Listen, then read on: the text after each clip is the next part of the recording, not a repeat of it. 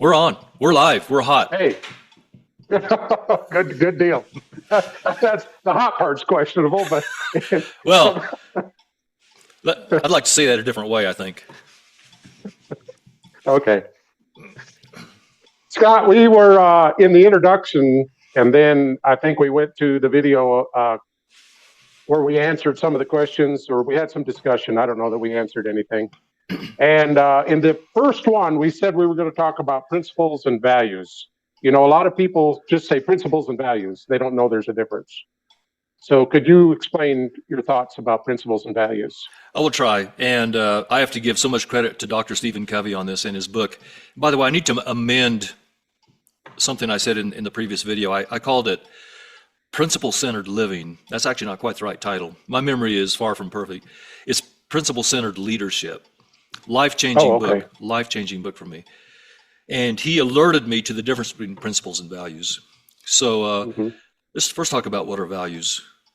To me, I kind of have a working definition that works for the work I'm trying to do here. Values are the complete set of tools we have to help us meet our needs. See, everything we do is an attempt to meet our needs, or a perceived need, but in our mind, it's a real need. We're always trying to meet our needs, and those needs can be good. They can be food and shelter and reproduction, love, human contact, recreation, or they can be dominance, power over others. But anyway, what we're doing is always trying to meet our needs. And so how do we do that? We have to have a set of tools. We have to have a toolbox with a hammer and screwdriver and a hacksaw and whatnot. And those are our values. The values we have are our collection of things that help us attempt to meet our needs. Those values can be both good and bad. They're often, probably largely, more good than bad. And there'd be a reason for that, is that if it worked in the past, it got us this far. In other words, we survived this far because it was kind of working. And what kind of works is typically somewhat good. So I think on the average, our values tend to be more good than bad. But we do have some values that get pretty weird, can really go off the rails. And one of the values that goes off the rails is, okay, let's identify a particular value. We have a value of wanting to get to heaven. We want to go to glory land. We want to get that bus ride to heaven. That's a value. And some of the ways that we try to do that can harm others. So that value needs to be critiqued. It needs to be looked at. Well, how do we do that? How do we judge a set of values? The very concept of ethnocentrism says that I'm the center of the universe. My family, my culture, my country, my religion is the center of the universe, and everybody else has it wrong. That's ethnocentrism. And everybody's doing that. That causes a lot of conflict in the world. We need something larger. We need a judge. We need a referee larger than us to judge whether our values are good or bad. And that judge is, I believe, from God, from source, and that's the moral law.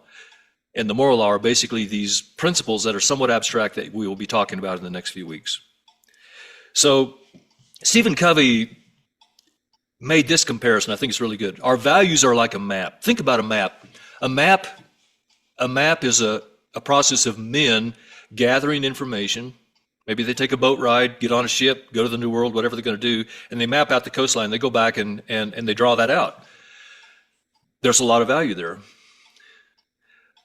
It's still made by men. Our values are constructed, evolved by men, humanity, men and women. Could I stop you a minute? Yeah, go ahead. What's on that map? Like of how to meet our needs. Like work ethic is a value. That would be a value. Because that meets our needs. Yeah, exactly. Working hard, being kind to others, that'd be a value. Some of them are very close to principles, but they're still values. Going to heaven, being in the good graces with the Creator, that'd be a value, a good value. How about communication? To believe in communication would be a value. Yeah, you value communication. You believe that helps you meet your needs. Absolutely, that's a value. Here would be an example of a bad value. Let's say that you're from what they call an honor culture. This is a culture where that if, let's say you're a man and you're disrespected, then you have to call that man out to a duel. Oh, yeah, sure. But that's a value system. Yeah, sure. You've placed an incredibly high value on being respected, not your family name not being dishonored. And if somebody does that, you're Right. going to go separate yourself by 40 paces, whatever it was, and each take a flintlock pistol and turn around on cue and fire it. Fire a 70 caliber ball at the other person and see what happens. That's a value that leads to that. hmm That value needs to be examined, in my view. Yeah, sure. Because it's causing harm. It's causing harm. It's ridiculous. Yeah. So our values are not sacred. We tend to think they're sacred, but they're not sacred, and they need to be examined. And so, like, our values are like the map. It was created by humanity. It helps us to navigate the world. Help us to, if it's an actual map, it helps us to navigate the coastline to find that inlet or that eddy or whatever, and that's good. But they have errors. And the other problem that comes up is, how do you orient the map? Let's say you're out in the wild and you have a map, but how do you orient it? If you can't orient that map properly, it's of very little value. In fact, it's worse than that. It's misleading. So then Dr. Stephen Covey brings up the idea of the compass. The compass then is used to tell you how to turn the map so it's oriented with true north. True north, yeah, sure. And these principles are that compass. Okay. Could you name some of those principles? Yeah, we've already talked about one of them. It's authority and responsibility. That authority is always in equilibrium with responsibility. Mm-hmm. Another one, I think this would be a good chance to just do a little overview. Another one is win-win decision making. Yeah. And we've heard that a lot, and we tend to dismiss it as just like a phrase, just empty talk. No, it's not. It's so incredibly important. There's no way to overemphasize how important that win-win decision making principle is, that we practice it everywhere all the time. Okay, could I interject something on that win? Go ahead. Everyone wants to win. Yeah. But some people don't value themselves. Maybe they've been abused or whatever. And so they help someone else win and count that as a win for themselves. Mm-hmm. And so really they're depleting themselves. Mm-hmm. And so I think, to paraphrase Albert Einstein, we can't correct the problem until we identify it. Is that not true? That would be a true statement. Yeah, I think some of these values and principles that we're talking about, I have to identify, am I really in a win-win relationship, or am I winning for you and counting it as a win for me, but I'm depleted? When I get depleted, you cast me off and then you find someone else. And yeah, and that would actually be, if I understand you right, Stuart, that'd be a win-lose. And I'm sorry, a lose-win. And we can practice win-lose, or we can also practice lose-win. We can actually have such a low value on ourselves that we always want the other guy to win at our own expense. But in the New Testament, Jesus said, love your neighbors yourself. That's win-win. And that's quite a epiphany to make that connection, that when Jesus said love your neighbors yourself, he was actually teaching win-win decision making. He was actually teaching to love yourself too. Love your neighbor as yourself. He didn't say hate yourself and love your neighbor. No. And he went on. I didn't plan to get into this particular principle right at this time, but I guess we're here. So yeah. He even said to love God and love your neighbors yourself. And then he made a very interesting statement. He said, and on this rest all the law and the prophets. Think about that. Yes. Think about how big of a statement that is. Well, Scott, I've wondered if that's the test. When you get to the pearly gates and God is there, he said, did you love me with all your heart? You say, I did my best. I'm a flawed human, but I did my best. Did you love your neighbor as yourself? Yes, I did, to the best of my ability. Come on in. That's it. Because you see, you talk about the zip code law. I'm over here in Africa now. These people don't believe like I believe. Well, they have a different zip code law.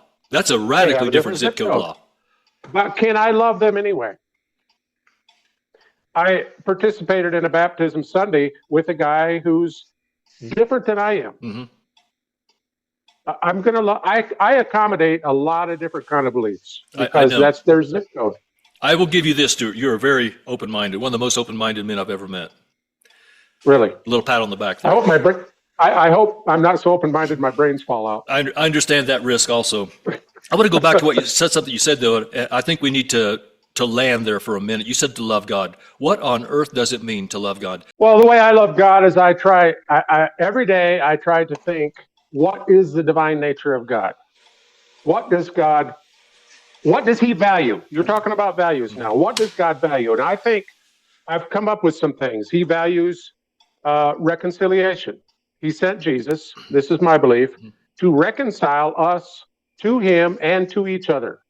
He values redemption. He said he has no pleasure in the death of the wicked. Now, I think there's some people who do have pleasure in the death of the wicked, but God doesn't, okay? Because God is love. So he values reconciliation, he values redemption, he values restoration. So those need to be my values. Let me ask you a question to try to reveal something here. Let's suppose that you tell me that you have a strong sentimental attachment to God. You love God. You get up in the morning, the first thing you think about is how much you love God. But you make no effort to muse or contemplate on or to discover his divine nature. But you have this sentimental attachment, this sentimental feeling that you love God so much, versus somebody who says, I don't know that much about God. But again, Romans 1, in creation, I'm observing his divine nature, and I want to know more about him, and I want to learn about these principles of justice that are the moral law written on all of our heart. Which person loves God the most? The one with the sentimental attachment, or the one who is seeking to understand the divine nature? Which one is the truest love in your opinion? Well, Scott, you can always tell what somebody believes by what they do. If I tell my wife I love her, but I don't do anything, do I love her?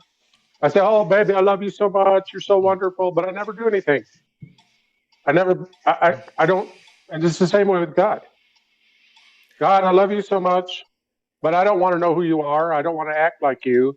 I was talking to a guy today and he said, I'm a Christ follower, but I don't call myself Christian because he said, I see Christianity has gone off the rails in so many. It's people who say, I love God, but they're not doing the things of God.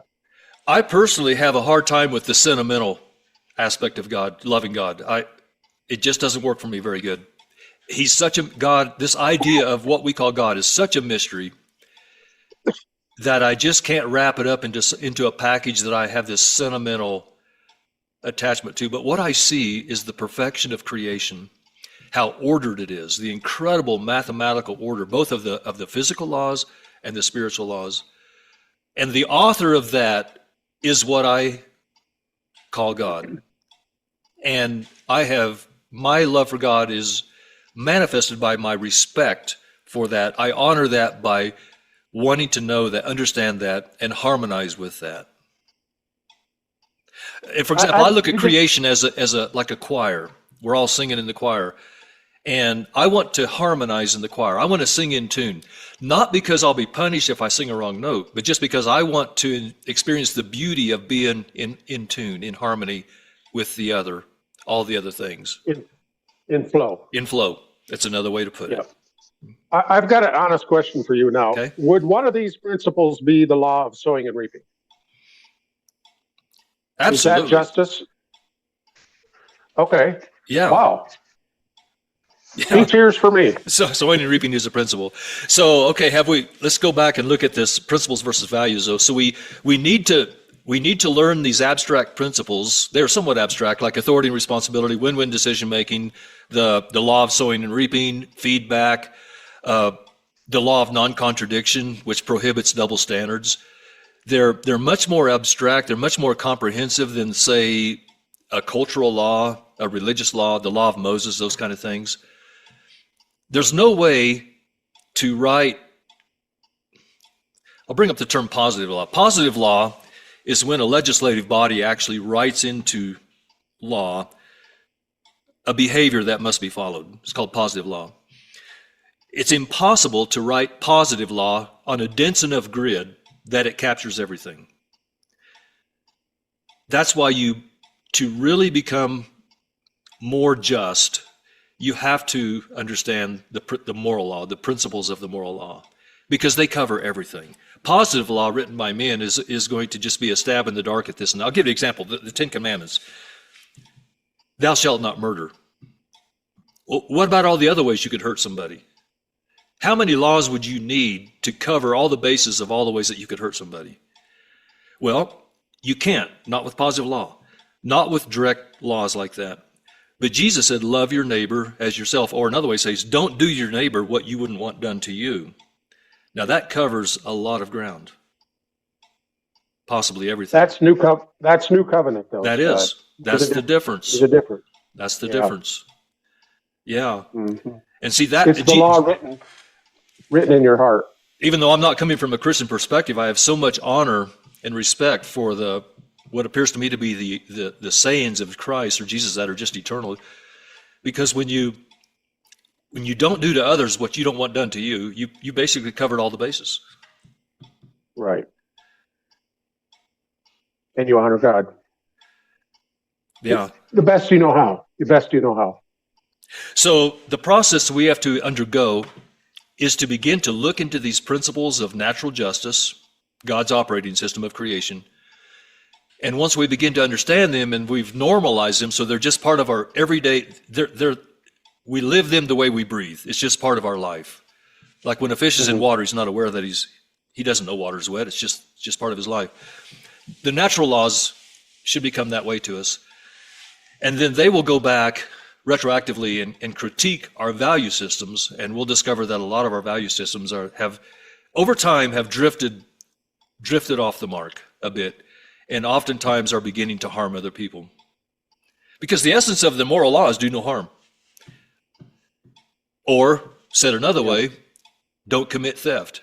In fact, the entire transgression of the moral law can be summarized in theft. Taking something without consent that's not yours. Yeah, because that involves win-win decision making. That involves authority and responsibility. You take authority over someone and without giving them corresponding responsibility. That's theft. That is sowing and reaping. That is feedback. And that is the law of law of non-contradiction. If you tell a lie, how is that theft? Well, you're depriving of that. See, we make decisions based on information. So we need good information to make good decisions. So when you tell a lie, you're depriving that person of true information that they need to make a decision. That's theft. Murder is theft. You're depriving them of their life. Non-consensual sexual interaction, that's theft. You're taking something without consent. And I'm not sure how YouTube, or I should call it CensorTube, I'm not sure how touchy they are about some of the words I've used. It may delete this video and I have to re-record it. Being more careful, I'm not sure. We'll find out. I guess we'll find out. So let me read them back to you, Scott, in case I missed one. So basically, it's the principles now are authority and the balance of authority and responsibility. And we'll have to talk about that one more. All of them more, yeah. Yeah, all of them. With examples. Win-win decision. Yeah, with examples. Win-win decision making. True win-win decision making. Love God and love people. That's a principle. Would you classify that as a principle? I don't think of it that way. Okay, let me scratch that one. Sowing and reaping, feedback, and the law of non-contradiction, but I think I might have missed one in there. There's also one of process versus outcome, that this creation is based on processes instead of mandated outcomes. And that one will require a little bit of explanation. Well, okay, right off the cuff. Life is a process, and if you have an organization that demands a specific outcome, that's too cut and dried in my mind. Mm-hmm.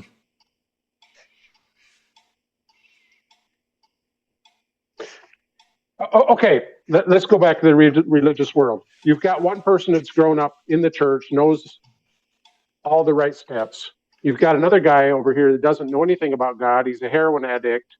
And now he's listening to our YouTube and he said, let me connect with this divine creator so that I can make better decisions. These two people are going to be on different journeys, but they're both going toward truth. So you can't demand this person to be the same as this person. That's right. I'm going to go out on a limb and make a statement that's big. If we follow natural justice, if we discover the principles of natural justice, we will all come together potentially in relationship. In my view, it's the only thing in this cosmos, this observable creation, that is truly a common denominator. It's the moral law written on all of our hearts. And what we've done is we're born with the zip code law. You know, the zip code law is up here, the moral law is almost quiet. And the process we need to engage in is to begin to bring them in, actually inverse the prejudice here, to raise the awareness of the moral law and decrease that authority of the zip code law in our life. Scott, have you ever heard of the theory that the era of churches is diminishing and the era of tabernacles, or the kingdom is now? And I really think I'm seeing that. I've talked about it on my other YouTube channel, Proof Training. But I really think churches, there's a verse, I think it's in Hebrews, that says everything that can be shaken will be shaken on earth and in heaven. And the only thing that won't be shaken is the unshakable. Well, what's unshakable? That's God. So to me, I think we're transitioning to where we have a better understanding. The kingdom of God is within me, and we're building the kingdom now. Okay, so if the kingdom is now, if it's in you, what does that look like? How could it be anything other than beginning to live in harmony and relationship with other people? How could it be anything except that?